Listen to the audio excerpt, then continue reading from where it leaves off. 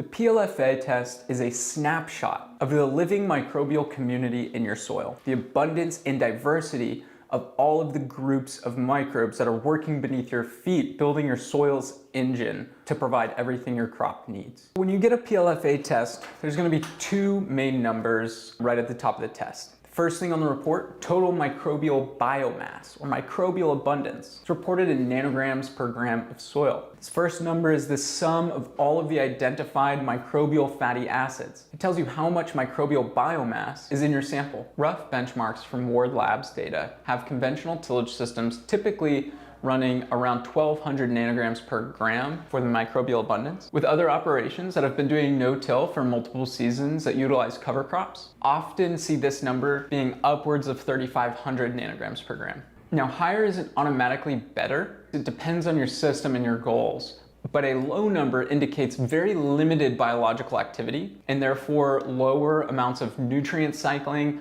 slower soil building, and slower decomposition of crop residues. The second number, the functional group diversity index, that's going to be our diversity of soil functional groups. The microbial communities in your soil, how diverse are they? This tells you how many different microbial groups are present and then how evenly distributed that diversity is. And so why does diversity matter? Different groups of microbes do different things. Bacteria cycle nutrients fast. Fungi decompose tougher compounds and build soil structure.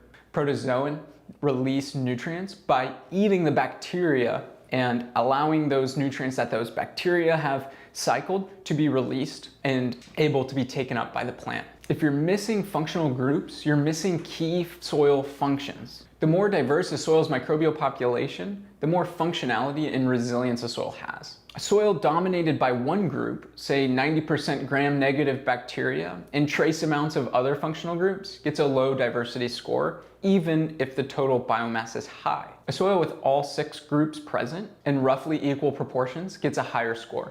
Now, when we're looking at numbers coming back from a lab, the numbers don't have any value unless they're compared to something, compared to an ideal value or an ideal range. The thing with PLFA is it's quite difficult to nail down an ideal value. But generally, for this second number, the diversity of functional groups, we want to see something above a 1.2. But more important is we want to see a trend going upward. So that means last season's soil health measured by microbial diversity compared to this season's soil health measured by microbial diversity, that graph should be going up.